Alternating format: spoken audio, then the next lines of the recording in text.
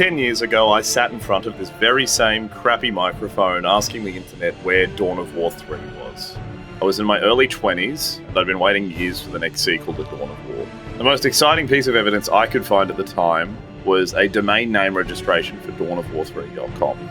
Now I know the real story of that domain. It's in a court document filed in Delaware, and it'll come up later in this video.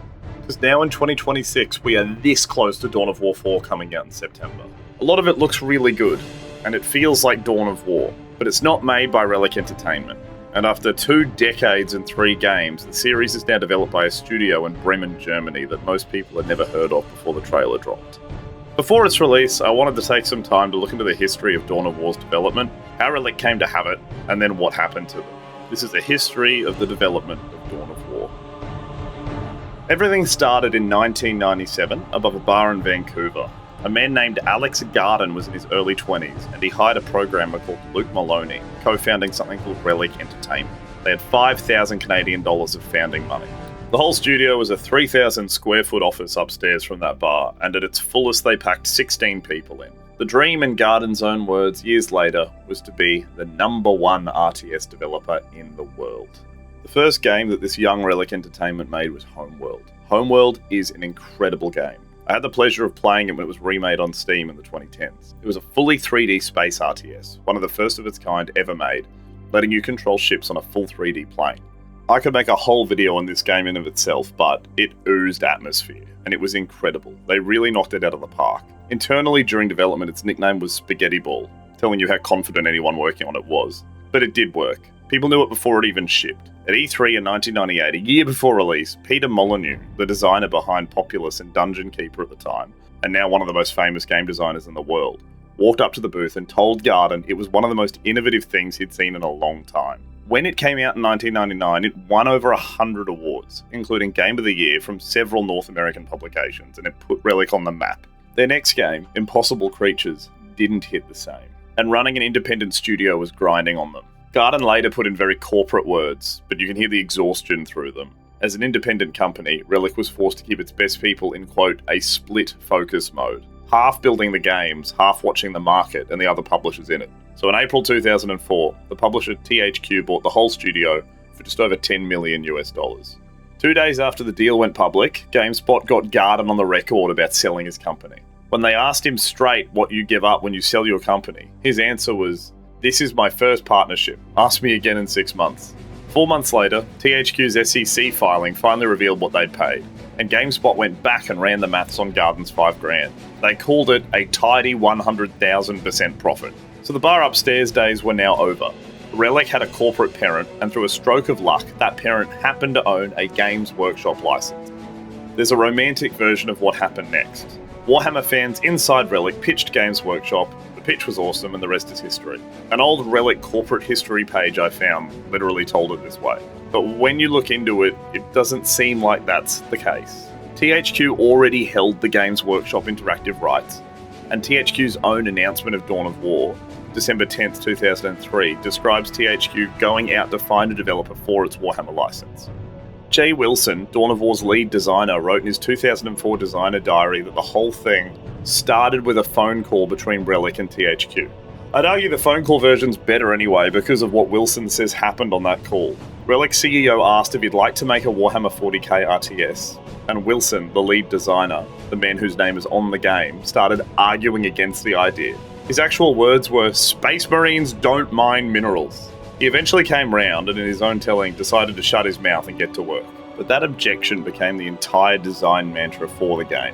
Philippe Boule, who later directed Dawn of War 3, confirmed on the record 21 years later, the internal rule was no one chops wood in the 41st millennium. No peasant lines or mining, and your economy is territory, which you take and hold under fire. That was completely different to basically every big game in the genre at the time.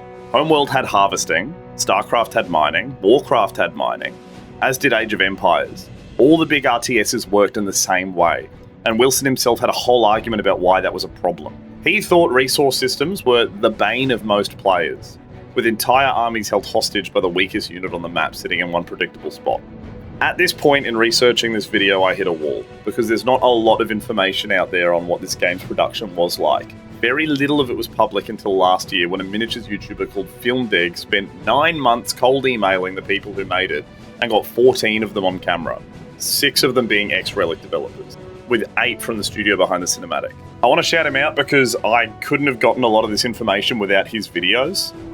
His interview videos are nearly 4.5 hours long, and it's a gold mine. There is nothing else out there that does as much as what his videos do. It has barely 10,000 views, which is criminal. Please check out his channel. You'll see his interviews credited all the way through in this video because for the Dawn of War 1 era, he did what, as far as I can find, no games journalist has bothered to do anywhere else. So these interviews reveal that the contract for Dawn of War 1 was 21 months. The team was small enough that 13 artists built every faction in the game, and the budget depends on who you ask. I can't find a concrete answer to this. The producer, Jonathan Dowdswell, remembers $2.1 million, with the art director, Andy Lang, remembering 3.7. 20 years on, one of the most important RTS games ever made, no one can agree what the budget is, apparently. 2 details from those interviews that stuck with me, though, were 1, the Eldar as a playable faction only survived because of a $300,000 budget overage. An overage just means money spent over what the project was approved for, and someone had to physically stand up in front of management and defend that overspend, or the Eldar were gone. Chaos as a faction almost completely got cut. Then there's the Blood Ravens. The chapter every Dawn of War player knows was invented because Games Workshop would not let Relic use an existing chapter. That's what the developers said, and the only Games Workshop licensing executive I could find who talked about it confirmed this from GW's side. John Gillard, Games Workshop's head of licensing at the time, said the Blood Ravens were created with Relic so they could do what they like without breaking a core chapter like the Ultramarines. They did such a good job with the Blood Ravens that they ended up becoming canon, to the point that the Lion is even working with them in Dawn of War 4, which I won't go into. What this dev team made was nothing short of incredible. When I was a kid, I got into 2 games that I loved forever because of demos. One was Warcraft 3, and one was the demo for Dawn of War 1. It was one multiplayer map, I'm pretty sure only being able to play as Space Marines, and it was completely different to anything I'd played before then. The whole concept of requisition, listening posts, and using squads instead of individual soldiers was a completely new thing to me, and I was captivated. I was desperate to buy the full game because I needed to see what the other factions could do, and in the demo you couldn't touch them. I put over 1,000 hours into Dawn of War 1 before Steam even existed. And then it had sync kills. As a kid, they were probably the coolest thing I'd ever seen, and they're what burned so many of these fights into my memory. Every sync kill was with a matched pair, an attacker animation and a victim animation. And if the victim didn't have the matching half, the kill silently didn't happen. George Horn, who wrote the system, says at the time that not a lot of games were doing that, and it was all custom code. So animators never actually worked out how often anything they did would actually fire. Michael Moore's favourite, the Force Commander killing a Bloodthirster, he assumed nobody would ever really see. Then years later, he found out the fans had put every single combination on YouTube. In September 2004, PC Gamer put it on the cover before it even launched. And when it shipped, THQ's next quarterly filing showed PC games jumping from roughly 12 to 24% of their entire net sales. That's a 43% jump in the category, with credit to Dawn of War. Reviewers and players loved it, and for a whole generation of PC gamers, me included, this game was the door into Warhammer 40k. The next step after this was expansions, and this is where Relic's Golden Age machine really got going. Winter Assault came first in 2005. In his developer diaries, the expansion's lead designer Andrew Chambers quoted the complaints about the base game back at the audience, that it was too short, too repetitive, and lacked choice, and admitted the campaign didn't live up to our very high internal standards. I respect that they were selling the expansion up front with what they saw as the shortfalls of the original. Then, in 2006, the one that was really important was Dark Crusade. This is the game a lot of people remember. The whole expansion was built around the conquest of a planet called Cronus, which is where we're coming back to in Dawn of War 4. The campaign map was special. You picked any faction, so you could play whoever you wanted. It included Tau and Necrons, which is important to me because it's why I play Necrons on the tabletop, and you fought territory by territory across the planet. The bases were persistent, so when you fortified an area, your defenses stayed there when the enemy returned. And everything gave real cool bonuses. I remember there were some areas that let you attack twice a turn, there were ones that let you fortify more, do things for cheap, have forward bases when you attacked, and your commander grew with you, collecting war gear as you went through the map. The idea of persistent bases were particularly mentioned by Relic, who claimed that players were tired of rebuilding the same base every single mission. So Dark Crusade was an answer to that complaint. Critics agreed that it was one of the best. It sits at 87 on Metacritic and is the best reviewed game in the whole series. GameSpy called it one of the most graceful exits in gaming history. At the time it was released, that was meant to be Dawn of War 1's goodbye. Then 2 years later we got Soulstorm. This one was not received as well as Dark Crusade was. The two new races that came were cool, but there were a lot of complaints. Compared to the detail that they could put into Cronus' single planet campaign, Soulstorm went over multiple planets, which is really neat, but they couldn't put as much character and personality into every single zone. GameSpy called the new air units the games revealed never managing to take off. The game also released with serious bugs. The Sisters of Battle had an unlimited resource exploit, and the Dark Eldar had a bug that let spectators cast powers into other people's games. I remember particularly being annoyed by a bug where the Harlequin unit for the Eldar would remove all your resources every time you used her ability. The same GameSpy critic who'd called Dark Crusade a graceful exit said, "An unfortunate way for an incredible game to sail into the sunset, and that Dawn of War Faithful deserved a better expansion." A contribution to this, I think, is that Relic didn't actually make it on their own. Part of it got farmed out to a studio called Iron Law Entertainment, and Relic's own developers say they then had to be pulled in to help finish it. This wasn't a secret at the time, and GameSpot's preview noted this was the first Dawn of War not primarily developed by Relic, but it said the outside perspective was perhaps what explained the addition of air units. After everything, Iron Law ended up shutting down on February 19th, 2008. This was 2 weeks before Soulstorm shipped. The last Dawn of War 1 game was finished by a studio that was already dead, and the players didn't know where to go. Community balance forums were filling up with threads aiming at Relic and asking why they couldn't balance anything, despite the fact the studio hadn't even made that much of the game, and the studio that made it no longer existed. Iron Law's president, Jeff Goodsill, gave an interview about 2 months later that not many people read. Soulstorm was the job paying the bills while they spent a year pitching a $20 million RPG that nobody funded. The staff found out the studio was closing between the game going gold and shipping. When GameSpot reported the closure, THQ hadn't even responded to requests for comment. The only games journalist I could see who understood what this meant for the game itself was Eurogamer's review of Soulstorm, which ended with, "It's a pity the people who actually made this game went bust last month and won't see a penny of it." So we enter into 2009 and we get to Dawn of War 2. Dawn of War 2 threw everything away. There was no longer any bases, the unit count had gone way down. There was loot and RPG in the main campaign. At the time, the community was really upset or happy, depending on where you looked. I remember people raging against this, and to this day, people still argue about what Dawn of War 2 did after Dawn of War 1. Even one of the comments on my previous video brought up that I wasn't a real RTS fan because I didn't hate Dawn of War 2. The reason Dawn of War 2 was so different is on record from Johnny Ebbett.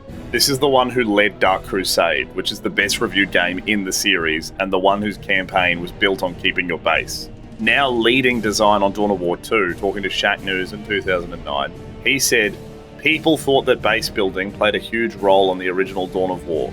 It didn't. You built your barracks once and you never built another."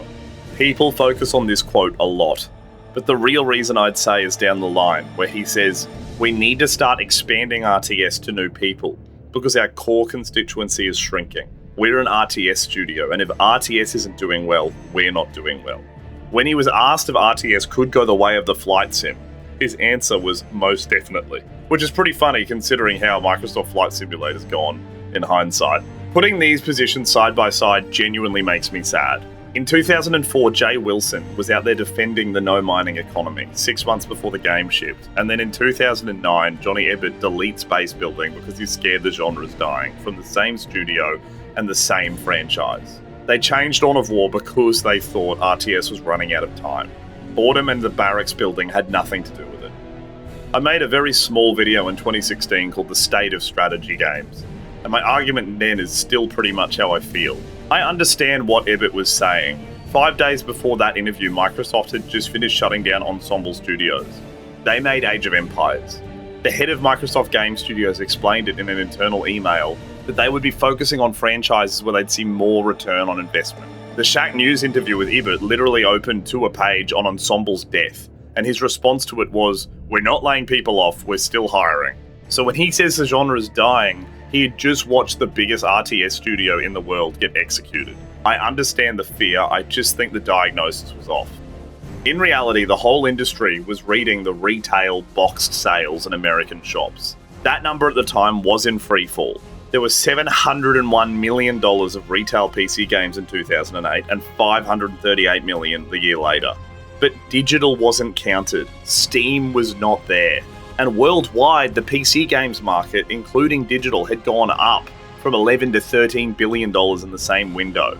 So the audience was moving at the time, and the chart everyone was quoting couldn't see what was happening to PC gaming. Publishers made a decade of decisions based off bad data and a butterfly effect that started from the first few RTS closures. When in reality, PC was starting to boom. The audience was demonstrably still there. 18 months after that interview, StarCraft 2 came out, a sequel to an incredible but, at the time, still old game, and sold 3 million copies in its first month for an RTS. Blizzard had already called it the fastest selling strategy game of all time within 48 hours. I get that Blizzard at that time was special, but being able to sell that many copies that fast proves that there was an audience for RTS. What dried up was anyone willing to make a game. Studios getting scared was a self-fulfilling prophecy. Going back to the Flight Sim comment, I looked it up. Microsoft Flight Sim by 2024 had 15 million players. Another thing that they argued was completely dead. Now, I ended up caring about Dawn of War 2, so it all worked out for me personally. But when I see it, I see a studio that was flinching. Relic was changing what Dawn of War was out of fear of the market, and that was going to become a theme. I bounced off Dawn of War 2 at first, but then it grew into one of my favourite games. One of the big things that got me into it was its weight. Every unit really felt like it was carrying the armour on its back. Chaos Rising's story was really cool, and Martellus was the tech marine that got me to fall in love with that style.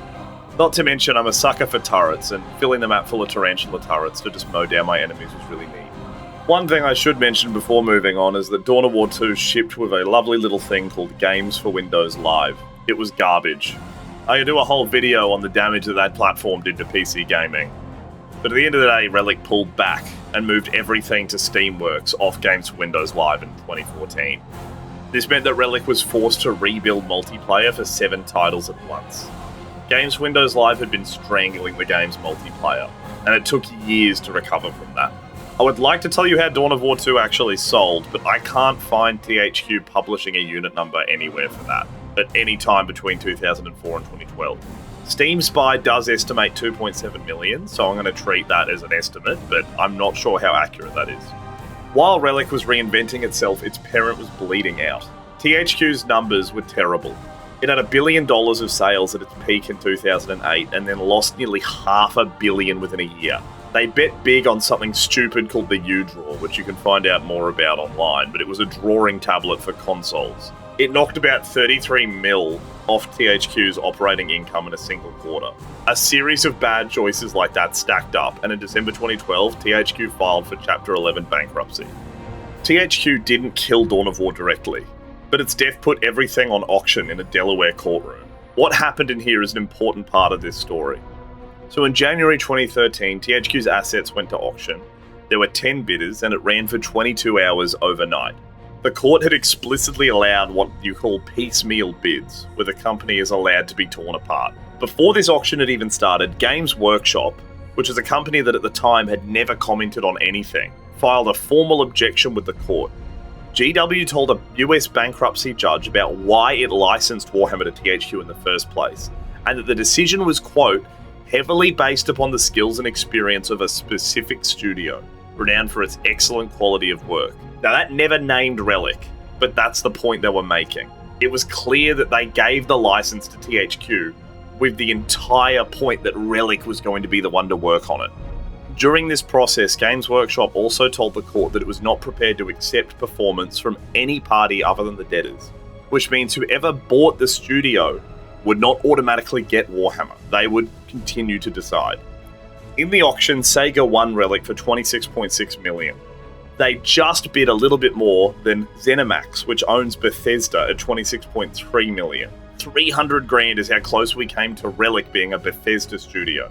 Considering how the next decade went, I can't tell you whether that would have been better or worse. But a note that Sega did not buy Dawn of War. They were nowhere in the description of the sale. It just said the business of developing, licensing, marketing, and selling the Company of Heroes line.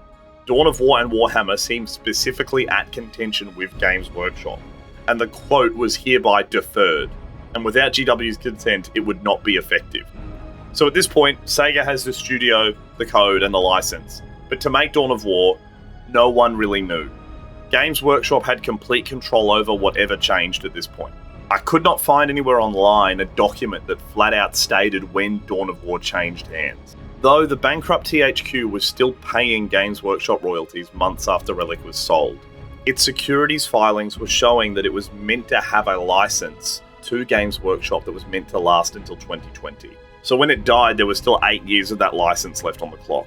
Attached to this sale to Sega is the reason I originally made my Dawn of War 3 video in 2016. There was the transferring of 38 internet domains to Sega, one of them being dawnofwar3.com. That had been renewed in 2015, and that was my big hopeful piece of evidence back then. So from 2013 to 2016, the public record on Dawn of War completely stopped. I cannot find talk anywhere from anyone. 3 months after the auction, Relic series director Quinn Duffy was asked where the Warhammer license stood, and he said that he was still a bit fuzzy on that. So the man running the franchise had no idea. Then, May 3rd, 2016, one of the coolest trailers I've ever seen was released. Dawn of War 3's trailer was incredible. There is very few things that have gotten me that hyped in my life. It would be very easy for me to stand here and say I saw the collapse coming and that Dawn of War 3 would be a complete failure, but I didn't. There was a lot of signs looking back, but I still remember how absolutely fire that trailer was. The devs said some pretty fascinating things in that press cycle. The game director, Philippe Boule, told Eurogamer they designed the multiplayer against what he was calling dead man walking syndrome, which was meant to be the miserable feeling of knowing you've lost with another half hour to still play. That was pretty funny to hear him say, because from my experience in retrospect, Dawn of War 3 was pretty much defined by who capped the middle point in the first 5 minutes, and then you would just hold it and win as you out-resourced your opponent. I wasn't alone in that. Within a week of him saying that, games journos were coming out saying the game was incredibly snowballing, and that it never looked like the losing player had a chance after the 10-minute mark. Dawn of War 3 got a lot of complaints about the way the design looked like they were heading towards esports. The record on this is genuinely split. The campaign lead Brent Disbro said, "I would love to see us go towards esports," while Boole said, "We didn't come into this like make Dawn of War an esport. That was not part of our conversation." Both of these quotes are real, and that split was completely confusing. I'd say it's pretty indicative of how Dawn of War 3 ended up. What really hurts me is that in March 2017, just before launch, Boole said, "Dawn of War 3 was a strong foundation from which we can add the next 12 factions if he gets his way." I remember hearing about this back then and being really excited. It's a pretty bitter pill knowing how Dawn of War 3 went. When it released, it had 25k players on Steam, which was a good number at the start, but by September it had cratered to about 400 players. And for a single player game, like when I showed the charts in Mechanicus, that doesn't mean as much. But an RTS is different. RTS players stick with their game for a long time, and multiplayer is a huge draw. An RTS game losing 96% of its peak in one season is a huge blow. By the following February, twice as many people were playing the original Dawn of War and its expansions compared to Dawn of War 3. Philippe Boule left Relic in September 2017. There was no real announcement, and Rock Paper Shotgun eventually found out from his LinkedIn. Then, in early 2018, Relic announced there would be no more content. This wasn't announced on Steam, it went on Relic's own community forum, a website that doesn't exist anymore. People who own the game on Steam fan out on journalists. I remember being on that forum back then and being gutted. I was posting on that mostly empty forum my discontent with how things had gone. The comms manager, Benjamin Boudreau, wrote, "Tough morning, we know you're disappointed and we are too. To be very clear, the servers will remain up, but we know that we won't be able to hit your bigger expectations." Bigger expectations is a bit rich. Continued support was the bare minimum and it shouldn't have been a stretch goal. They added a patch that gave us Annihilation and some very minor tweaks, and then they vanished. In a Q&A that followed, Boudreau gave the closest thing to a post-mortem I ever saw for this game. He said the root of the disconnect was iteration without player feedback, which is pretty funny considering how much the community was screaming feedback on them through the entire dev cycle.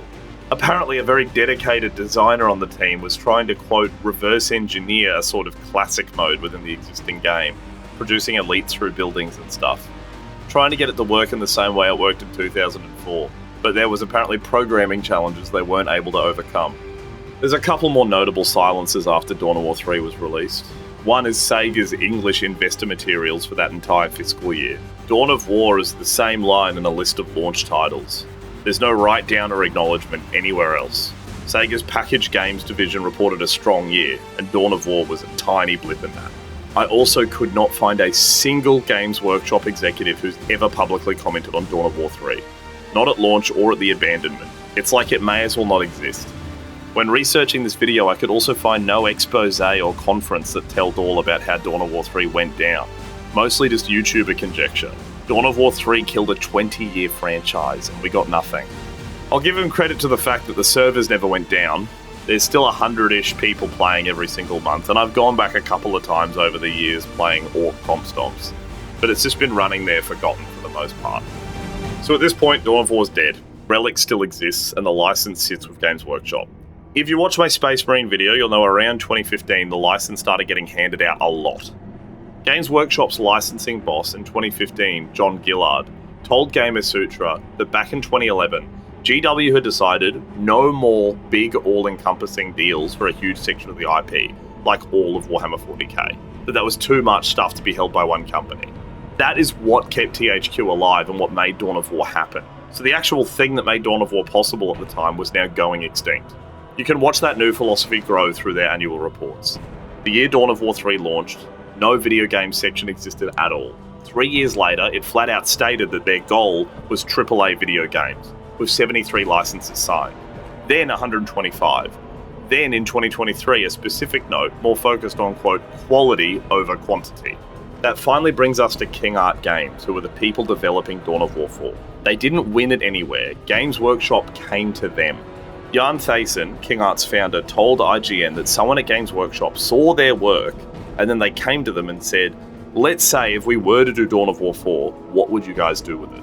Thaysen's own telling across several interviews of this story is pretty good. King Art had made Iron Harvest, which was a Kickstarter RTS at the time.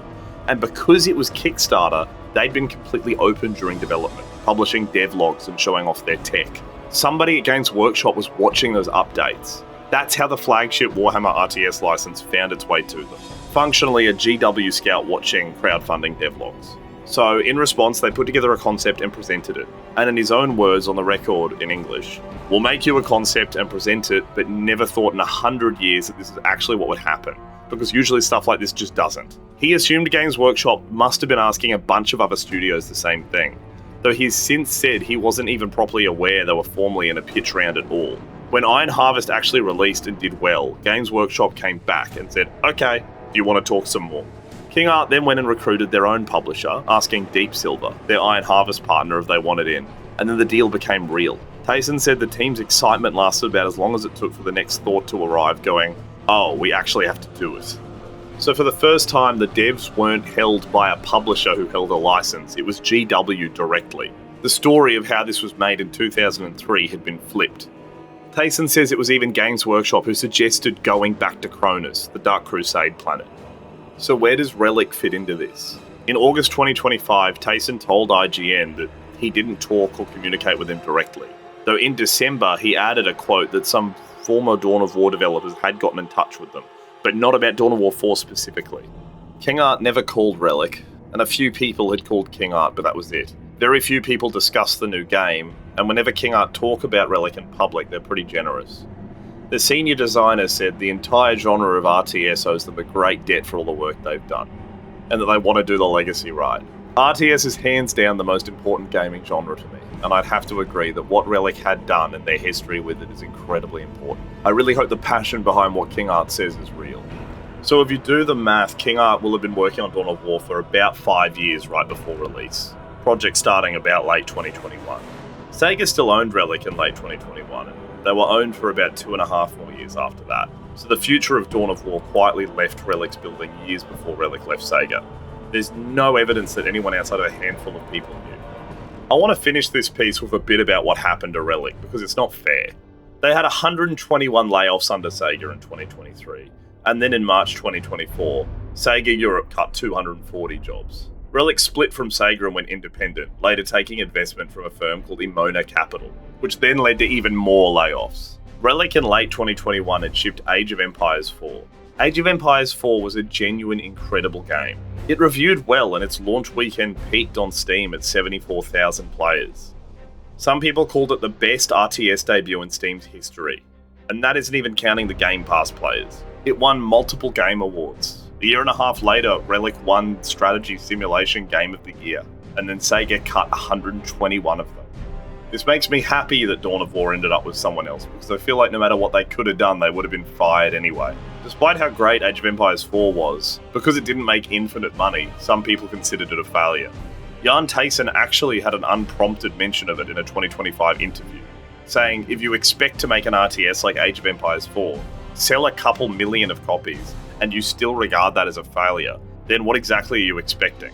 The creative director of Dawn of War 4 was reaching for an example of an RTS that succeeded and got treated like it hadn't, and just happened to pick the one that Relic made, the exact studio that he had inherited the Dawn of War license from. In August 2025, the newly independent Relic shipped Dawn of War Definitive Edition, which was a loving remaster of the original game. It came out 5 days before GW revealed Dawn of War 4 at Gamescom, being made by someone else. I doubt that was a coincidence. Games Workshop's own website ran a warm interview of Relic that very week about the old game, and said nothing about the new one. I've made a whole video about how I feel about Dawn of War 4 and my hopes and fears. I'm not going to rehash the whole thing here, but in short, it's got me really energized. The Necrons being playable after Dawn of War 3 snubbed them is a huge deal to me personally. King Art's designer said as much. The quote is kind of our way of saying to the fans, we're making good on this particular promise. Taysen said one last thing I think might be the truest sentence spoken about this series. There isn't really a Dawn of War formula, and I think he's right. 1 and 2 are incredibly different beasts, and Dawn of War 3 I won't even mention. But when his team picked an answer out loud, they said when in doubt, it's Dawn of War 1, and they wanted to emulate how it made us feel 20 years ago. So that's where we are now. Relic lost Dawn of War because they never owned it. It was always Games Workshop in the legal text, and THQ owned a contract that was going to last them until 2020. I'm sure the story of Dawn of War's development is not over, and the outcome of the game's actual release will create a lot of content regarding what happened, what went right, and what went wrong. I know this video has been a bit of a weird one, but I wanted to look into this. I'd be shocked if the algorithm cares about it, but if you got to this point, thank you so much for watching.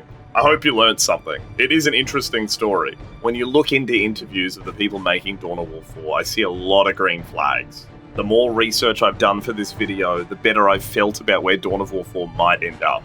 I just have to hope that they're willing to actually put actions to where all their words are. Have a wonderful day.